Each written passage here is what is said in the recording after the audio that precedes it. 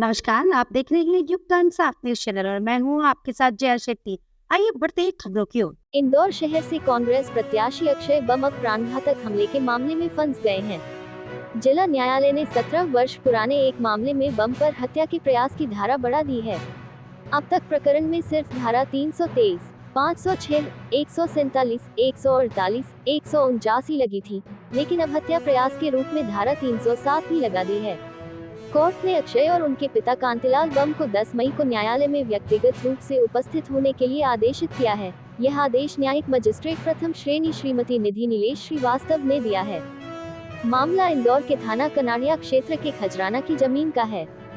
युग का इंसाफ bureau report प्रकाश महावर कोली। ये क्या धारा तो पे जो विवाद हुआ था जब ही हो जाना चाहिए थी, पर वो भारी भरकम भूमि माफिया थे लोग, और कांतिलाल बम, अक्षय बम और सतवीर और सुरजीत सिंह ये गार्ड, सिक्योरिटी गार्ड चलाते थे। और इनका धंधा ये था बिजनेस करना, बोले वाले किसानों को लपेटना, उधार में रजिस्ट्रियां कराना, फिर कब्जा छीन लेना, फिर घंटों चक्कर कोर्ट के चक्कर खाते रहो, वो जमीन उनके अंडर में चली जाती थी। पर एक्चुअली हुआ नहीं ऐसा, काफी कोशिश करी इन्होंने। वो जमीन आज भी मेरे पास है और न्यायालय से मुझे जीत हासिल हुई। और उसके खिलाफ 307 जो मुकदमा दर्ज किया न्यायालय ने, नामांकन का इंदौर से लगा के ग्वालियर और कब्जे का दिल्ली तक, मैं सब जगह जीता हूँ और न्याय पे मुझे भरोसा, आगे भी मैं जीतूंगा। वो 10 तारीख के रोज उपस्थित दर्ज होने का समय दिया है सबको, सामने वाले भी आएंगे, हम भी वहीं रहेंगे 10 मई।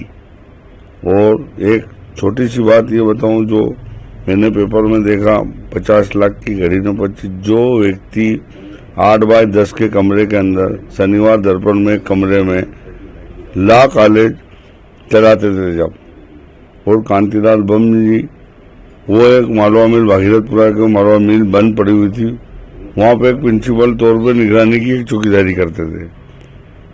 20 घराने में मेरा घरोपा था और मेरे घर भी आना जाना था।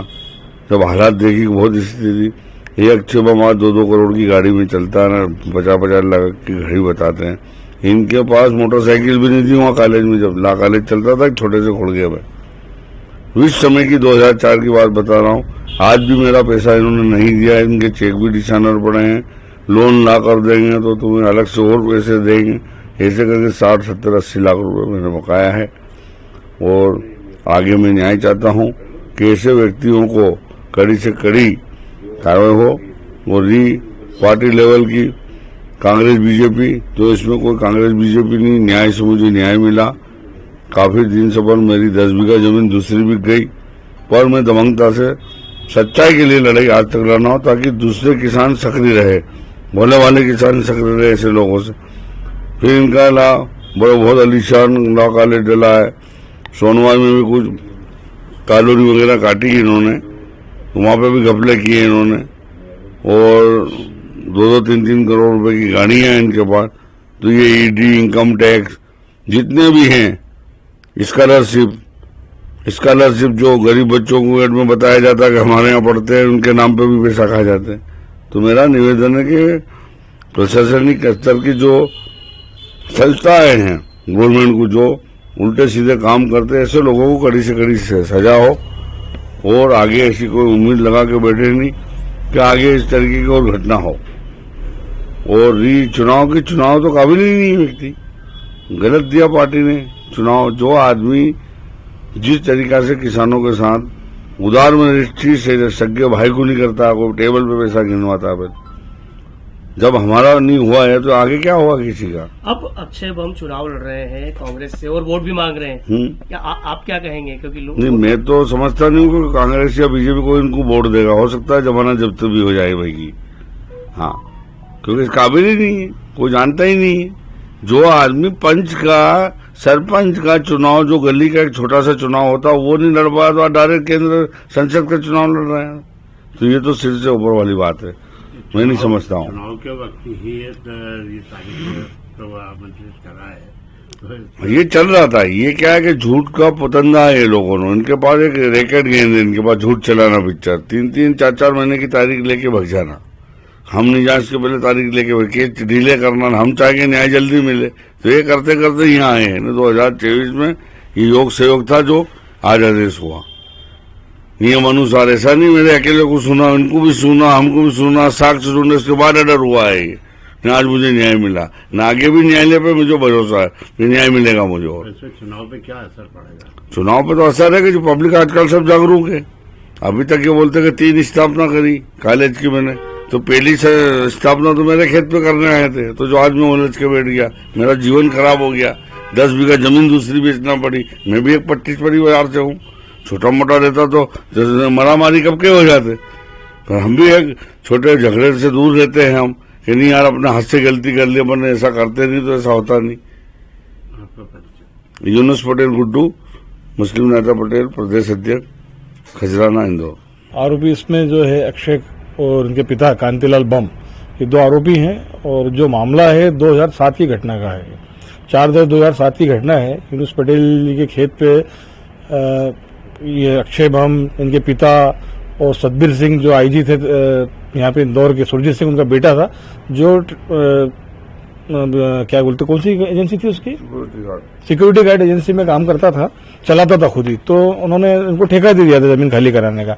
एक्चुअल में पेमेंट इन लोगों ने लिया नहीं था। बम परिवार जो था, पटेल परिवार से एग्रीमेंट कराया था कि साहब हमें आप जमीन का एग्रीमेंट कर दीजिए तो हमें लाखों करोड़ रुपए वो लोन मिल जाएगा। तो इन्होंने तो विश्वास करके जो है मुफ्त में, लगभग मुफ्त में ही जो है रजिस्ट्री कर दी थी।